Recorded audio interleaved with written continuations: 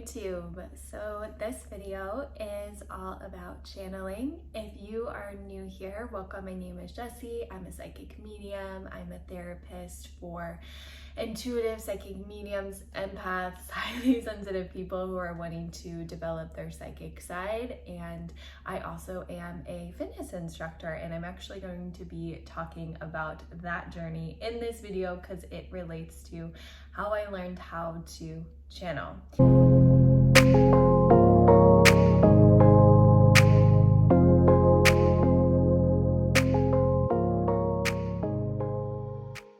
So I'm recording this video in June 2023. If you're watching this outside of June 2023, it's still applicable, but this video falls underneath the energy theme for June, which is tune in. And each month I do an energy tarot reading. At the beginning of the month, I channel in a theme, and then throughout the month, I provide supplemental videos that are underneath that umbrella theme. So underneath the energy of tune in is channeling, because what are we doing when we're tuning in? We are channeling source. We're allowing source to come through us. So I'm gonna go over what my definition of channeling is, how I learned to channel, tips and tricks to get you started, and then discernment, because discernment is really important when we are channeling.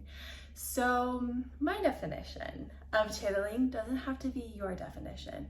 But to me, channeling is when we reach a certain vibrational state to allow source or a consciousness, an entity, our spirit guides, a loved one who has transitioned over. We reach a certain vibration in order to let them come through us, communicate through us. And if you've heard of flow state, I like to think of channeling as flow state. So in order to be able to let source in, we really have to let go of control. Our human side, our ego side, our mind is going to want to control and really narrate the situation. And so it takes a certain level of practice to allow source to channel through us, because we have to trust what is coming through us, and we have to take a step back and allow the energy to come in. And that's where discernment comes in, which we will get to later on.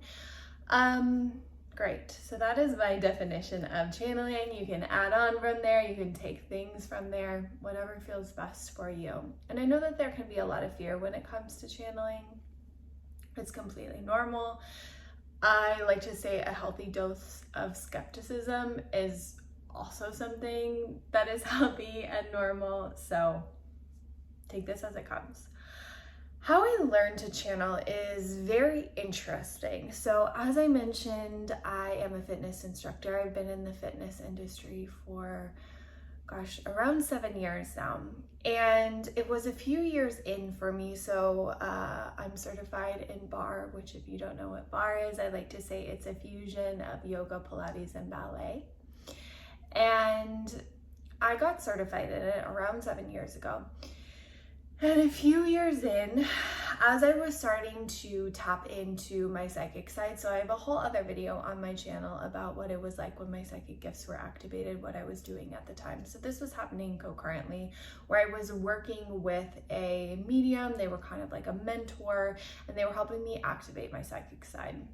And then within this, I was also teaching classes. And what I noticed when I was teaching classes is that I don't really necessarily think I thought of it as channeling at the time or using my clairs, but what was happening when I was guiding a fitness class is I was seeing what moves were gonna go next in my mind's eye. So how the moves flowed from one position into the next. And that was me channeling source. So I was channeling source through my clairvoyance. And what I really found was the more that I started to step back, allowed the music, the beat of the music, barre is very beat based. So allowing the beat of the music to flow through, and then trusting what I was seeing in my mind's eye, it allowed me to create this class that it was kind of like human Jessie got to step back and higher self Jessie got to step forward. Something I also noticed was that as I would be driving to these classes, I would kind of start to see like some of the bigger moves, the bigger sequences or themes that Source wanted me to implement in these classes. And so I didn't realize what was going on necessarily, but the way that I had been trained from an instructor was that she would map out her classes. So this was going to be the upper body series, this was going to be the glute series, this was going to be the thigh series. Like, it was mapped out and written out before classes. And I had tried that a few times and it just felt really janky, and no shade to anyone that does this, because you are also channeling through that way too, and we'll talk about that as well. But this was what made the most sense to me, was allowing me to just see the next move. And by doing that too, the moves, I started to see how the pieces of the puzzle fit together and like what moves went nicely with the next one, if that made sense, how everything flowed into one another. And what was interesting too was that, how do I want to say this? Yeah, the energy shifted. The energy shifted in my classes. And I was in that flow state where sometimes things would be coming out of my mouth and I didn't necessarily know who it was or what it was, but I knew that it felt good and I knew that I was tuning into the energy of the class. So what I've started to consciously know is that when I walk into a class, there's going to be this certain sort of energetic theme, this vibration that we all have in common. In order to even be there, we have to have a vibration in common. And when I allow myself to channel in class, I'm actually channeling messages from Source and allowing the class to work through the energy in a way that makes sense to them, right? So I will also say that was the time when my mediumship gifts started coming through. You might have heard before I talked about when my mediumship gifts started activating. It was in my right ear. I started to feel a lot of pressure and I would kind of get swollen all through here. My ear would get really tender. In the beginning, it felt almost like I needed to pop my ear, but couldn't. And it does not have to be your right ear. It can be your left ear. It can be both ears. It could be something else. That's how my mediumship gifts showed up for me. But it was interesting because I remember specifically at that time, I would be leaving these bar classes and my right ear would be so tender. And so I would be massaging it and it would get to levels where I could barely even touch it. And if you're someone who experiences that, gua sha really helps, and also rubbing peppermint oil and just massaging and like kind of pulling the ear out, allowing the energy to go through. Also, having energetic boundaries in spaces like that is super important, because what I was doing was opening up, I didn't necessarily know it, but I was opening up this portal to spirit, was putting myself in that vibrational state to channel. And so when you put yourself in that vibrational state, you have access to messages and energies and spirit guides and all of that. So as I was channeling unintentionally during these bar classes, it was also allowing loved ones who had transitioned over to come through and share messages and spirit guides and all of that. And how I know that that's happening is that ear pressure. And so energetic boundaries are super important when it comes to this. So that was how I learned how to channel, but it took me a little while before I would actually be like, oh, that's what I'm doing. And when I'm teaching bar or fitness classes, is I'm channeling. And so what I will say when it comes to learning how you can channel is it's finding those spaces where you can allow your human self to cool down a little bit, to let go of some control.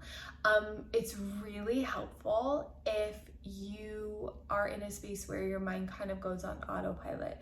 So some of the ways that I receive messages is actually when I'm driving, and this is what I found in this work with a lot of different people, is messages come in when we're driving, when we're cleaning, and when we're in the shower. So in those states, we're kind of just going through the motions, and so the monkey mind isn't necessarily going and trying to control the experience. And again, we have to be in a state of receiving in order for a source to come through. So if we're really wanting a message, if we're really wanting to open up the channel, that's the vibrational state that we're putting out there, is my channel isn't open. I want my channel to be open, but my channel's not open. So what I found in this work is that we need to get into a state where we can relax a little bit and let go of control. So if you're someone who really wants to channel, but it's not happening for you, take a step back, walk away from the situation. Have you ever noticed when you're trying to hammer out a problem and it's just not working, and then you take a step back and focus on something else, and then you come back at it with fresh energy? It's kind of the same thing. So those are some of the places where you can receive messages, and I like to think of that as starting to open up the channel. So another big thing that people do is automatic writing, and that's basically where you get out a journal and you just write. Even if you don't know what to do, you just say, I don't know what to write. I don't know what to write. I'm writing in my journal, hoping source comes through. I'm writing. Whatever is coming down, and start to open up the stream of consciousness. You could even just say, I'm opening up my channel.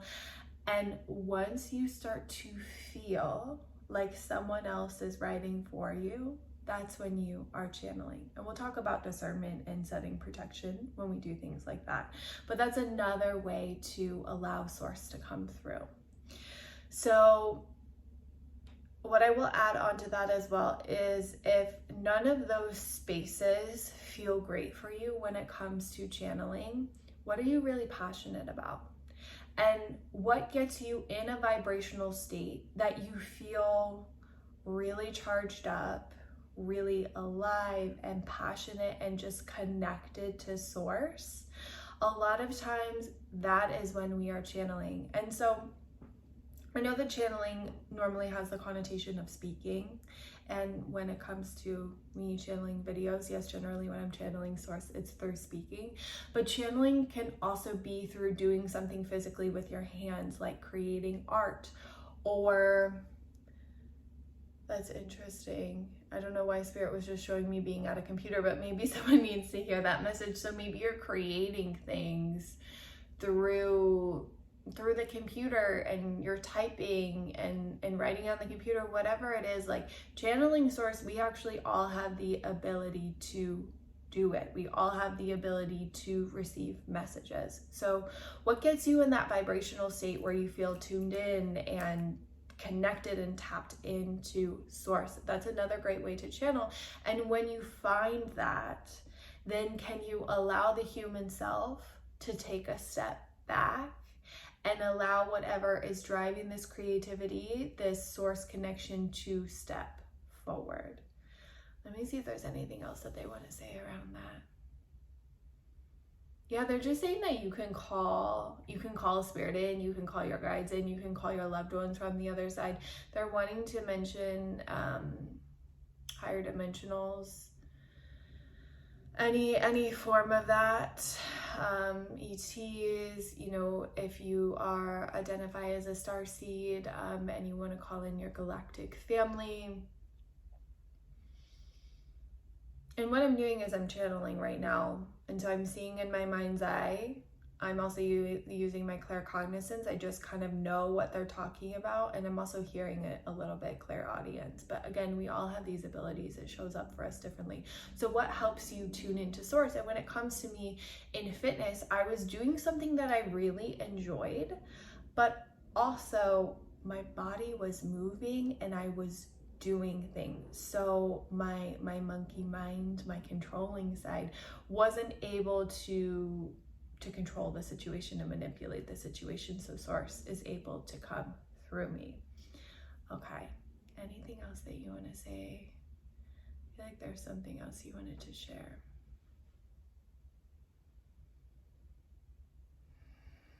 Oh, yep. Meditation. And I know meditation can be loaded and heavy for people. But in order to have the stamina to focus and to ground that it takes when you are channeling source. I mean, it's a lot of energy. It's a lot of energy to channel. So after I make this video, I'm probably going to be tired. I'm probably going to be tapped out for the day. Meditation is what I have found to help me create the stamina in order to allow my mind to focus enough to let source in. Because again, instead of allowing the wheels to spin, the hamster to go on the wheel, we need to be in a state where we're calm and we're grounded, and then we match the vibration of source, and then source can come in. So meditation is a big one. And what I like to do when I open up my channel is I go into meditation and I see my grounding cord, my grounding roots going down into the center of the earth. I release what is not mine, and then I pull light up through my roots, up through my body, and I see it spilling out of the crown of my head like a fountain. And then I see this light extending all the way up into source, connecting me to my channel, connecting me to my higher self. So meditation is really great for that, to open up the channel. What I will say is, if you're practicing channeling, make sure you close it down when you're done, because if you have your channel open and then you go to the grocery store or you go into a crowded place, your channel is open, and just like what I was doing in those bar classes when I didn't realize what was happening, all the energy was able to pour in. And that's something that empaths, highly sensitive people might not necessarily be aware of. It's like, we gotta close it down. So how do we close it down? It's just with intention. Sometimes I like to see, an open and close sign in the front of a store. I just flip it to closed, or you could see a light switch flipping off, or a dial dimming down, or whatever it is that works for you. It's just setting the intention that I'm going to close my channel down. And you know what is interesting is that when I get curious about something, my channel will open. So, if you're like feeling nosy and you kind of want to like see if you can like dig into a situation, like if you're out at a restaurant and you hear some people having an interesting conversation, that curiosity will often lead my channel to automatically open. So just being aware of that, of like when we're focusing on something and we're like really in it, sometimes that can open up our channel, and that's fine. A lot of times if my channel is open and I'm not intending for it to be open, I'll feel a lot of pressure in my head. And so then I'm like, oh, okay, gotta turn that off. The next thing I will say about that too is that when we have transitioned from dreamland to waking land in the morning, our channel is kind of automatically open. So just know that in the morning you are going to be more sensitive. And so that's why I would recommend doing a grounding meditation. If you want to keep your channel open, great, but just know and be wary of how much stimulation you're taking in the morning, and what kind of energies you're exposed to in the morning, because you are super sensitive in the morning. Okay, I think that's all I want to say about that. So let's get into discernment, which is a super important part of channeling. And I think that's where channeling gets a bad rap, and where people might say it's evil. Because when we open up the channel, and if we're not using discernment and if we're not using protection, we are opening up the channel to everything. We are all connected, and that means we are connected with energies that we necessarily don't want to be connecting with. So for me, when it comes to discernment, is I'm really using my clairsentience. If I feel a being wanting to come through my channel, say it's in a session, if I feel a being want to come in, and I'm getting this feeling of like, when you just intuitively know that you cannot trust something or someone, and it's not a fear response, it's just kind of like the energy is like, no, like it's not resonating, it doesn't feel good, then I say no. And if that being that's wanting to come through is of the highest and best good, then they're gonna come back.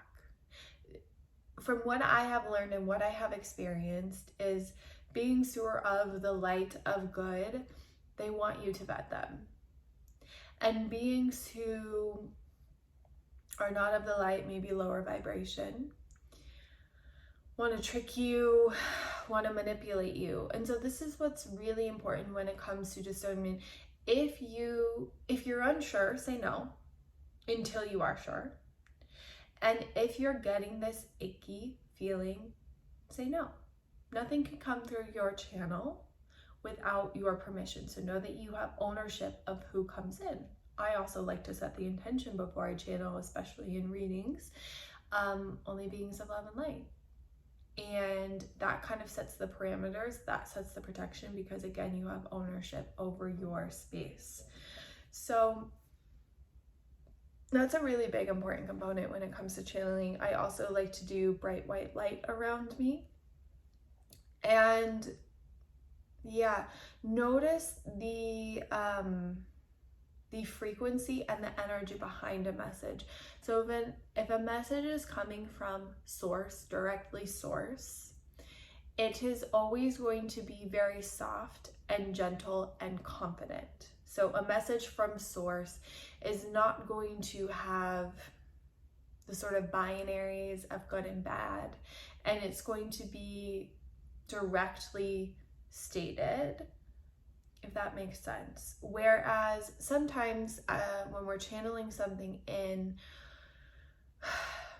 it can come in very pure, but then our human self will start to try and, like, how do I say, place binaries on it, place labels on it, make it good or bad, or try and control it. So if something is coming from source, it's going to be very confident, it's going to be very concise, and it's going to be that love frequency. Now, when it comes to beings who might be more manipulative, or they might be of that lower frequency, I see this all the time when it comes to like these sort of predictions of where we're going as a collective. And there's like a lot of doomsday predictions. To me, that's not necessarily coming from source. So just notice sort of the frequency and notice like the texture of the message that's coming through. If you're channeling, or if you're listening to someone who is channeling, discernment is important in both of these respects. Okay, I'm gonna leave it here. I hope this helps you feel more confident when it comes to starting to open up the channel. What I will say is this is a very fundamental, just kind of talking through it. It's a lot different when you're experiencing it and you're working on your channeling skills. So give yourself time and know that this is a huge energetic expenditure. So you really need to be in the place where you are grounded and you are nourished. And even if it's only like a few minutes a day that you're able to do this, eventually this will build up with time. If you're wanting a little bit more one-on-one practice with this, book a session and we can definitely talk about channeling, see what your guides have to say, and maybe what your styling of channeling is. That's all I got for you. Happy channeling, and I am sending you love.